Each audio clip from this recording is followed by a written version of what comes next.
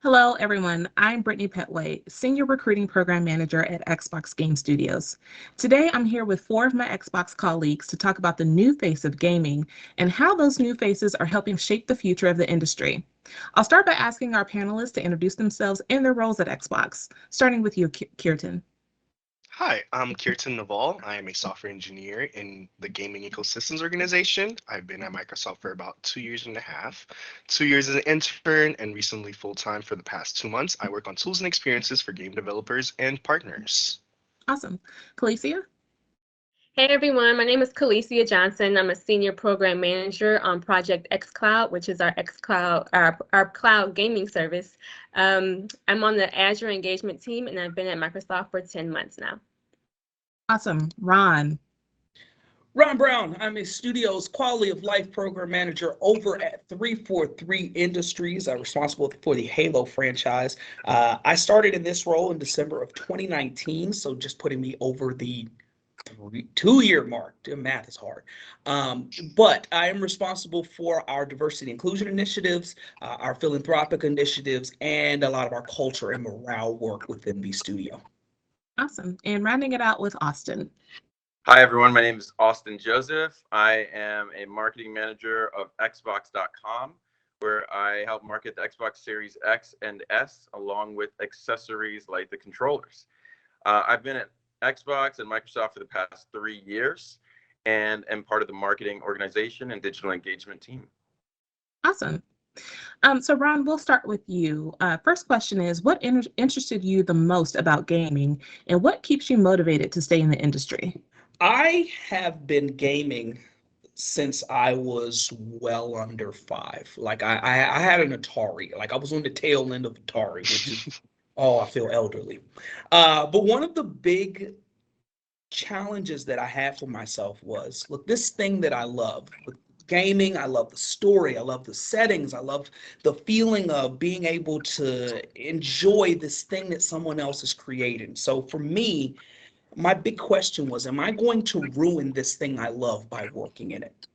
And what keeps me motivated is the fact that gaming is ever changing. It is not by any means a static industry or hobby or what have you. It is constantly evolving and shifting and growing. And so being able to constantly see new things and interact with the things that people are coming up with in real time is absolutely exhilarating, even to the point where it doesn't matter how much I've done during the course of the day. I still want to go home and have these experiences for myself as a fan. And as long as that stays like that, oh yeah, keep the checks coming. I got it. Awesome. Felicia, same question. I actually never knew I had a career path in gaming until I started looking at roles in the tech industry, doing a career pivot during the pandemic. But now that I'm here, I find the gaming industry so fulfilling because you are literally changing people's lives. If you really think about it, gaming enhances people's troubleshooting abilities, allows them to think through different scenarios and processes on how to get from point A to point B in the game, and teaches you how to be resilient by continuing to, push through to get to that next level, even after you've been failing the game so many times. I love being part of something that allows people to spend more time together and connect with family and friends and really just build community when you're playing games. I feel like the work I do provides a place for people to escape and make new memories, escape from their day-to-day routine, and really de-stress and relax. So that's what really keeps me interested and motivated to stay in the industry. Great, thank you. So moving on to Austin, question for you. What are some of the misconceptions people have when they think of the typical person who, quote unquote, works in gaming? Yeah, I think that's a great question. I do think that the industry maybe has a preconceived notion of a white male kind of gamer only, and kind of that being the predominant or only kind of individual that's within the industry. And I think that's far from the truth. There's a wide variety of folks that are interested and passionate in the space, and I think that it's also not as specifically much a male-dominated space as kind of the preconceived notions push as well. There are almost just about equal amount of male and female gamers, and it's really just kind of a shared space that sometimes the narrative is pushed in such a way that limits who gets to participate and whose stories get to be told within the industry, but also kind of who is playing the game. And then I think that's sad, because the community thrives when there's a wide variety of voices involved, and there are a lot of people having fun together and kind of sharing. I think that's the joy of gaming. And so that's where I think there's a huge opportunity to continue to grow in that space. Awesome. And Keirten, same question. Not only is there the misconception of like it's a white male, it's also the misconception of that it's only developers. Not everyone in gaming is a developer. A lot of us are not have no type of coding ability. A lot of people don't. As Ron is signaling, he has none. I'm a developer, but that's not the case for everyone. There's a space for anyone, even if all you like is just knowing about games. Just that is enough to work here at Xbox. Like, there's a space for everyone. Think about it. Everyone plays games, or most people around the globe, billions of people. And when we talk about billions of people, that means that there's people of all colors, all ages, that do all types of activities, have all types of hobbies and interests. So their stories needs to be told. So you should join us and also tell those stories. Hey, Brittney, can I jump in here real quick? Yeah, Absolutely. I think going back to Keirten's point, like I think a lot of people think that you have to be a huge gamer to work in the gaming industry. I was actually one of those people when I first joined Xbox. When I was preparing for my interview, I actually created a survey to get feedback from people who played Xbox, because I thought during my interview they were going to ask me a question like, what would you do to make Xbox better? And because I didn't play Xbox, I had no idea how to answer that question or what I would even say. So I would look at the responses from people that filled out my survey. I actually got some really good feedback. But when it came to the interview, the question never even came up.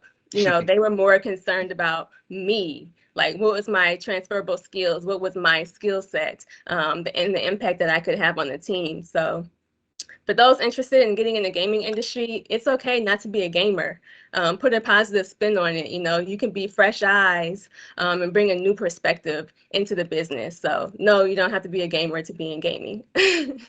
Fun fact, I did not own an Xbox until my team gave me an Xbox like a few months in. Thank you for that. That's very helpful.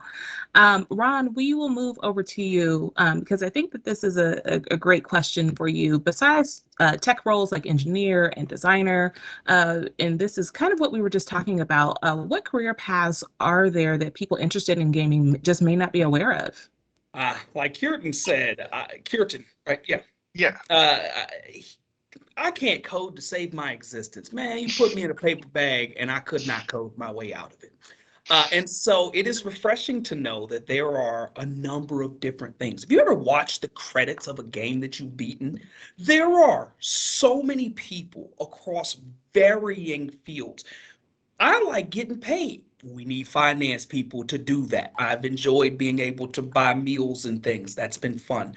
I want to make sure that our building is operational. Sometimes I need the internet for my job. It's nice to know that when I come here and plug in my PC, that the building is working. Those people contribute to gaming. Anything that you think supports a major production, gaming probably has an arm of.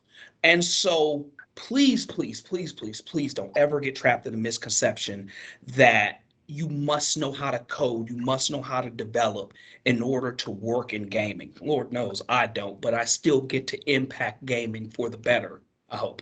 Yes. Awesome. Thank You you. do. Austin, same question. Yeah, I definitely would agree that it's the narrative of, oh, you have to code, you have to develop, is not required. I don't know how to code myself. I didn't get an Xbox similar to Keirten until actually a year after I had been on the team at Minecraft. So, and my experiences with gaming had been, you know, from Nintendo or from external, like different experiences growing up. So I think that can be a limiting thing, and it shouldn't be. It's really a situation where if you just are passionate about, in general, storytelling, the media, or just even like the particular discipline of engineering or marketing or whatever field you want to go into, there's a space for you within the gaming industry in general. Great, thank you for that. So Keirten, we'll pop over to you, and this is a question that I would like all four of our panelists to answer. How have you used your platform and position in gaming to get others to think outside of the box? Meaning, when have you been able to influence others to pivot or think about things from a different perspective? As a young person, I don't know what generation I'm part of, sorry, but I'm 21. I always try to bring my perspective and people that are like me, our perspective. When we're creating or updating our tools and experiences for our game creators and partners, I'm always thinking about what about that one developer who's probably 20 and just learned his first language like probably a few months ago.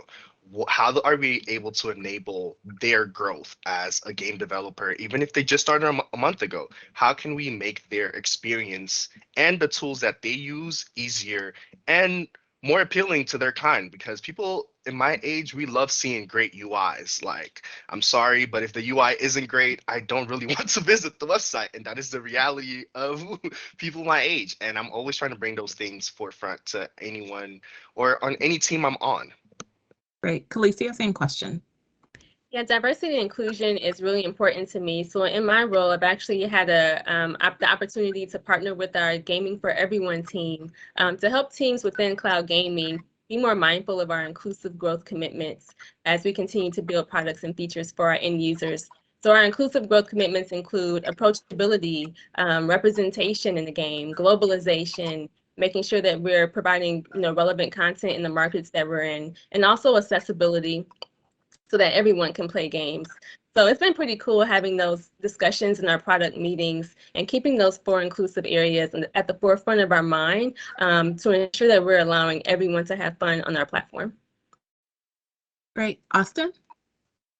Yeah, I love that that what you just shared, and kind of on my side with Xbox.com, we have the opportunity to reach kind of millions of gamers and customers across the world. And so one of the opportunities I had to kind of influence or shape that space was for Black History Month, where I was able to essentially do a homepage takeover. So we created a custom Black History Month Nexus, which is the Xbox logo.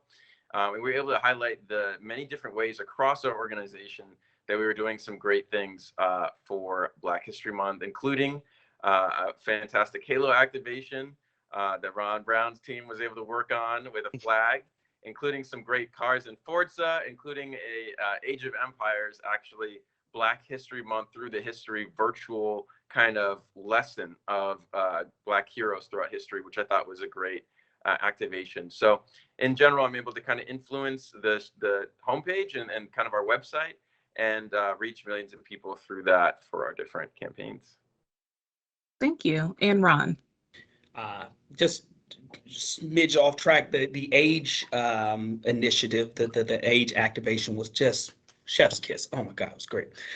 In my role, that is pretty much the entirety of what I do, is using my position to advocate for and to support everybody within our studio. And I truly mean everybody.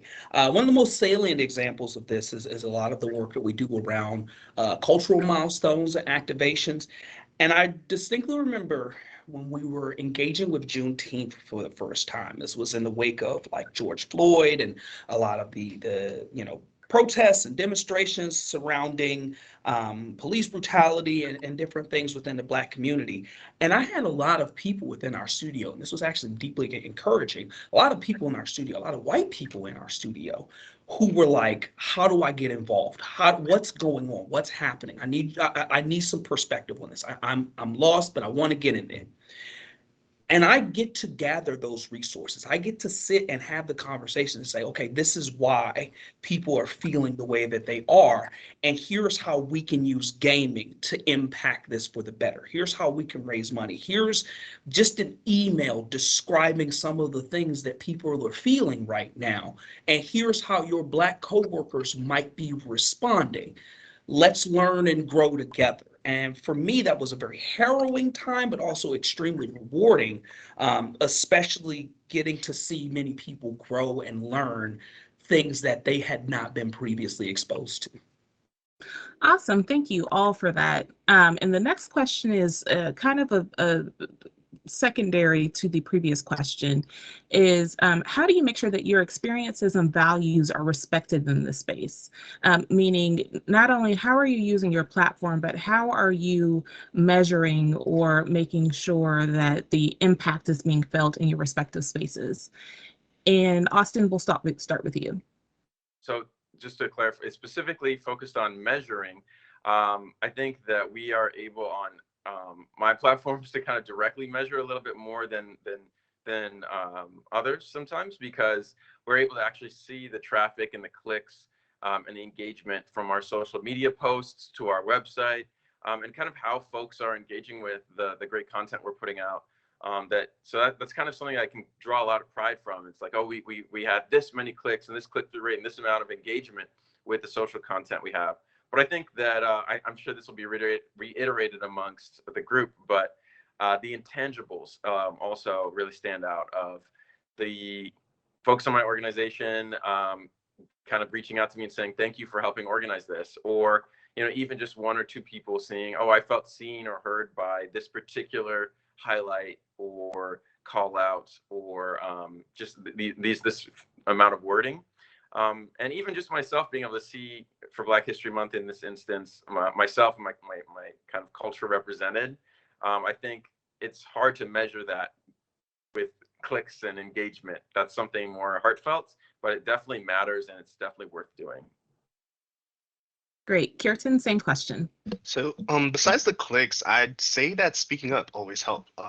Whether it's good or bad, your experiences, whatever you value, it's always great speaking and sharing that with your team, higher ups, anyone, even my VP, who is Sarah Bond. As an intern, I literally just put a time in her calendar and was like, we're going to have a meeting and we're going to chat and we're just going to talk about whatever comes up. And she had no issue with it. A lot of folks truly don't. It is always great. People love having conversations. Sharing your experiences help, because a lot of people just don't know or never thought to even think about it. It's not a thought that comes across their mind at all.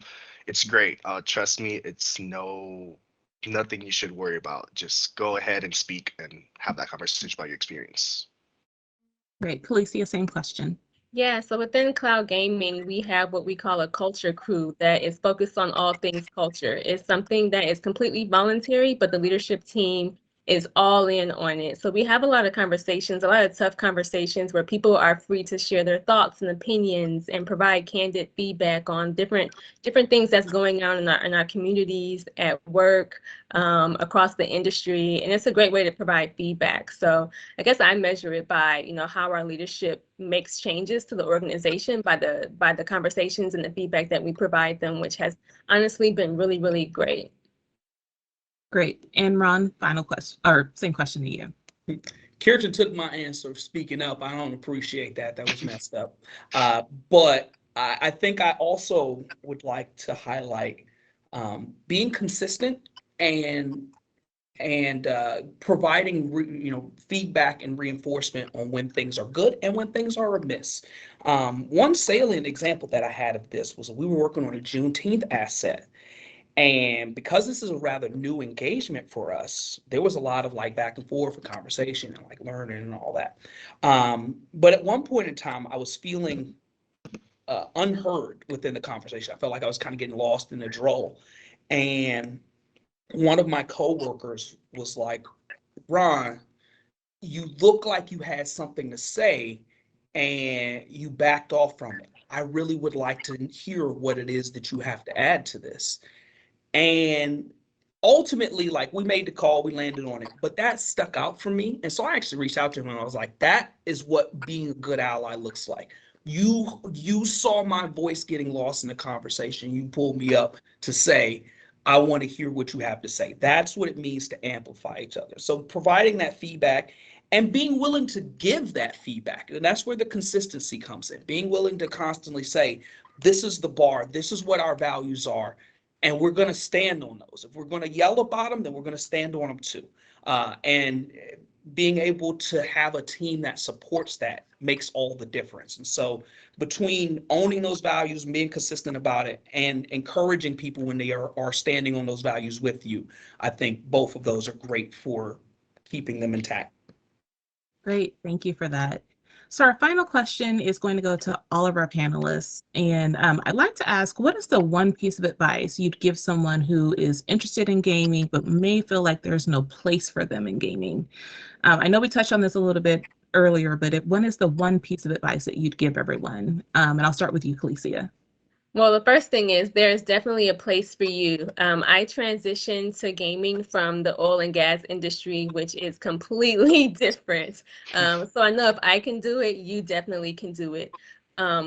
You are more than just your job title. So just start thinking more about the skill set that you possess, the how you get your work done. Use those transferable skills to find a role within the gaming industry. If you aren't a gamer, like I mentioned earlier, don't worry. Put a positive spin on it. Use that to your advantage to bring a positive, different perspective to the business. Great, thank you. Austin? Yeah, I think I would say a lot of similar kind of elements as what was shared.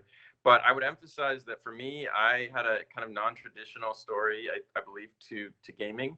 I was actually an English major and kind of minored in psychology. So not necessarily the majors that you would think would lead directly to the game industry or even anything technical or tech at all. And so I kind of meandered a little bit and started off in the media side of the industry. I wanted to work in film and TV.